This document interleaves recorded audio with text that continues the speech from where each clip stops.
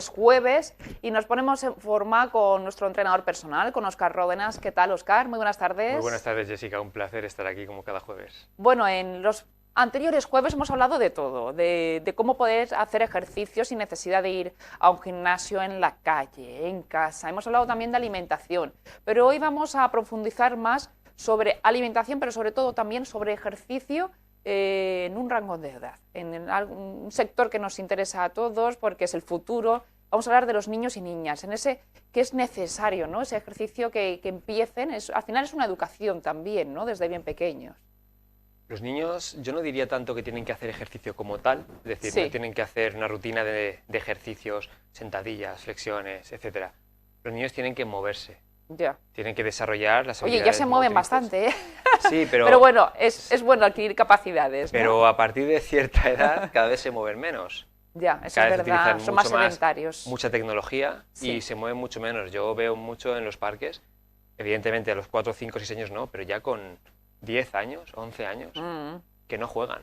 Empieza ya, les invade la pereza, Móvil, el el teléfono. móvil, la tablet, y cada vez se mueven menos, es verdad. Sí. Y es importante, ¿no?, que adquieran unos hábitos de ejercicios porque al fin y al cabo es saludable y son hábitos que pueden ir teniéndolos durante toda la vida. Por supuesto. Coger un hábito de adulto, un hábito al que no estás acostumbrado es difícil, Claro. pero cuando tú tienes ese hábito desde muy pequeñito, porque te lo han inculcado, lo vas a mantener para siempre. Tanto un hábito de movimiento como un hábito de alimentación. Ujú. Y a veces también es contradictorio porque cuando empiezan, ¿no? Empiezan a ir al cole, tienen una edad ya de apuntarse a actividades, a extraescolares. Hay algunos padres y madres que dices, ay, quiero que sean y que tengan lo que yo no he tenido, ¿no? Voy a apuntarlos desde bien pequeñitos, por ejemplo, a fútbol, ¿no? Y a lo mejor están en una edad que tienen que conocer las diferentes materias y diferentes disciplinas del deporte, pero tampoco centrarse en sí, ¿no? Tenemos que conocer un poco y que él conozca sus capacidades y qué es lo que más les gusta. Lo importante es que estén activos, al fin y al cabo. Muchos padres se piensan, de hecho, que porque su hijo empiece de muy pequeñito a jugar a fútbol, va a ser una estrella y va a jugar en el Real Madrid, en el Barcelona, en la selección española. Y les va a sacar de pobres. Y le va a sacar de También. pobres, exactamente, y le va a sacar de pobres. Pero evidentemente cuando tú una actividad la haces desde pequeño y durante mucho más tiempo, vas a mejorar más en ella. Pero es mucho más importante desarrollar una buena base motriz. Es decir, que el movimiento no sea especializado, solamente lo que implica el fútbol. Cuando tú desde pequeño desarrollas una buena base motriz, coordinación, etc., luego tienes mucha mayor capacidad para desarrollar esas habilidades específicas que requiere un deporte en concreto.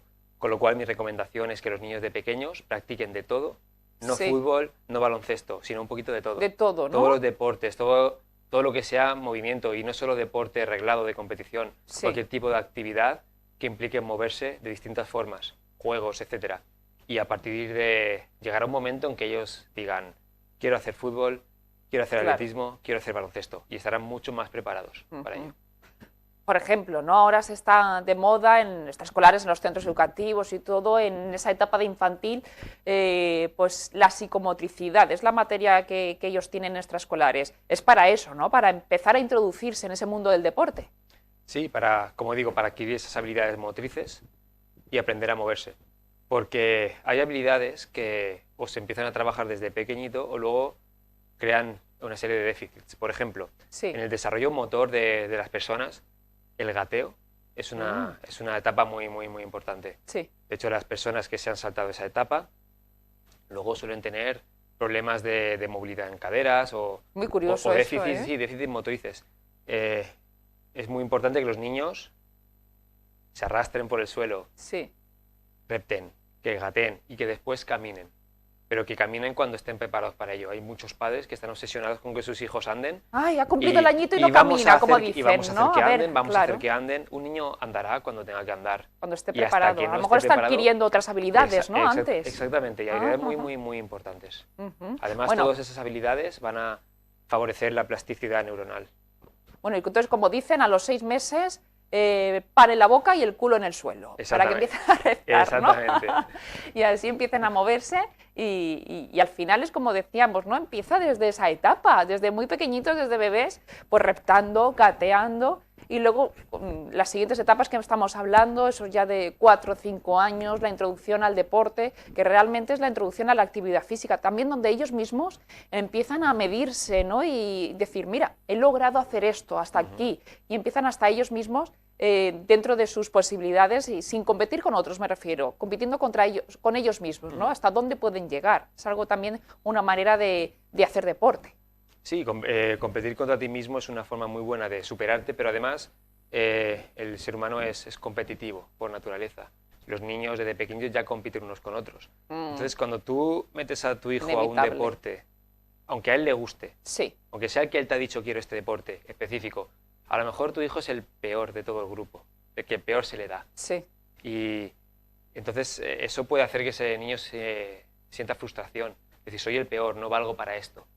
En cambio, si tu hijo practica otros deportes, variedad de deportes, en uno será el peor, en otro será el mejor y en otro pues estará en el montón. Y eso también le va a hacer, primero, que su autoestima suba, porque no está practicando solamente un deporte en el que se siente inútil comparado con los demás, sino hace algunos en los que es mejor, otros en los que es peor, y de ver que en algunos es bueno, Sí. eso le motivará para poder mejorar en otros también. Claro. Y subimos un poquito de edad, Óscar, pues ya nos plantamos como a esa edad que decías, ya empieza a ser problemática porque empiezan ya con las nuevas tecnologías, con las tablets, los teléfonos móviles, y ya a los 10, 12 años la verdad es que están ya pues más especializados en un deporte, ya saben los que les gusta más y a veces pues sí que suelen estar apuntados a alguna actividad, ¿no? Algún deporte. Deben de, bueno, los padres por lo menos deben de intentar que al margen de que pues, les guste mucho el fútbol, el baloncesto, el tenis, pues también toquen un poquito otras disciplinas. Es bueno también para ellos a nivel motriz que continúen haciendo hincapié en otras disciplinas. Yo no sé, por ejemplo, un niño que tenemos apuntado en fútbol, pues está claro que su destreza a nivel de las piernas, de los pies, pues es superior al que hace baloncesto en cuanto a sus pies, pero sí que es verdad que el baloncesto, pues al revés, utiliza más la parte superior, ¿no? El tronco y los brazos y tendrá mayor destreza. Pero claro, pues por ello estamos, el cuerpo ya lo estamos acostumbrando a que sea superior en unas partes y en otras no. ¿Esto nos va a afectar en un futuro? Sí, al final estamos hablando de una persona muy especializada en unas tareas y con pocas habilidades para realizar otras tareas. Claro. Y lo que hay que buscar es la globalidad. El concepto que yo entiendo por estar en forma Sí. es estar en forma de forma global, es poder hacer un poquito de todo, ¿vale? Uno puede ser el mejor corredor del mundo, tener mucha resistencia, pero no tener nada de fuerza, ni de coordinación. Otro puede levantar 300 kilos en press banca, pero en cuanto da 3 pasitos rápidos se cansa. Hay que buscar lo contrario, no ser el mejor en nada, pero ser bueno en todo, un poquito de todo. Y en el caso del desarrollo motor, además, el especializar de etapas tempranas en una misma actividad tiene sus beneficios, pero también tiene sus prejuicios. Sí. Porque toda actividad especializada provoca desequilibrios en el cuerpo y problemas. Por ejemplo, Rafa Nadal. Sí. Todos hemos visto fotos de Rafa Nadal con un brazo muy musculoso Sí. y otro brazo poco musculoso.